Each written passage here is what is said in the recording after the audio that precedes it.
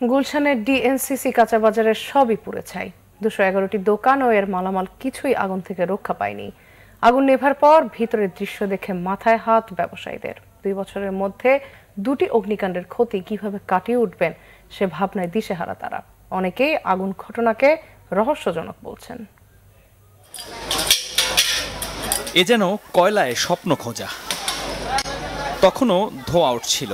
তপ্ত এই পরিবেশেই ধ্বংসস্তূপে শেষ সম্বল হাতড়াচ্ছেন ব্যবসায়ীরা। আগুন দানবের থাবা থেকে যদি কিছু অবশিষ্ট থাকে, এখান থেকে কিছু পাওয়ার আশায় আর কি এখানে এত কষ্ট করতেছি। কিন্তু না, কিছুই বাকি নেই। সবই পুড়ে ছাই, নয়তো কয়লা। মানে আমার একবার কিচ্ছু নাই, সব ছাই হয়ে গেছে। মানে শুধু ছাই ছাড়া আর কিছু নাই। যা আছে আমার এই দোকানের ভিতরে, এই তো 6টা দোকান, আমার একসাথে 6টা দোকান মিলে বড় একটা দোকান করছি আর কি। মোটামুটি একটা ডিপার্টমেন্টাল স্টোরের মতো বড় একটা দোকান করছিলাম। বাজারের মধ্যে সবচেয়ে বড় দোকানটাই আমার।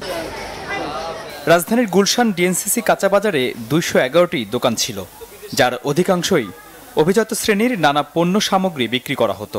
সামুদ্রিক নানা প্রজাতির দেশি বিদেশি মাছ, ফল, প্রসাধনী কিছুই রেহাই পায়নি আগুন থেকে। প্রতিষ্ঠানের সাথে সাথে ব্যবসায়ীদের কপালও যেন পুড়েছে আগুনে।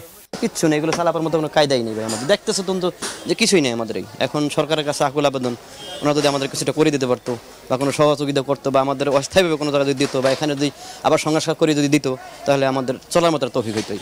অনেক যে কী করবো মাথায় কিছু ধরতে পারছে না, কই তো করবো। এখন তার আত্মীয় স্বজন তো একবার দিছে, আর বাবার ক্লাস সম্পদ বেঁচে করছিলাম, এরপর তো আর কি করবো, আর ওনার কোনো মাথায় ধরতেছে না। ভোর 5:30টায় লাগা আগুন মুহূর্তে ছড়িয়ে যায় পুরো মার্কেটে।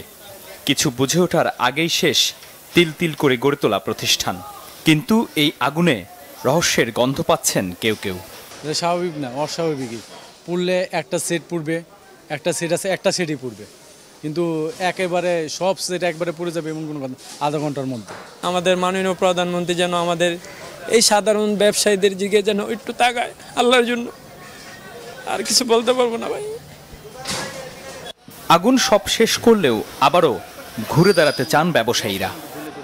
আগুনের ভয়াবহতা যে কেমন ছিল তা এই ধ্বংসস্তূপ দেখেই অনুমান করা যাচ্ছে। ঠিক একইভাবে 2017 সালেও আরেকবার অগ্নিকাণ্ডে নিঃস্ব হয়েছিলেন এখানকার ব্যবসায়ীরা। সেই ক্ষতি পুষিয়ে কোনো মতে ঘুরে দাঁড়াচ্ছিলেন তারা।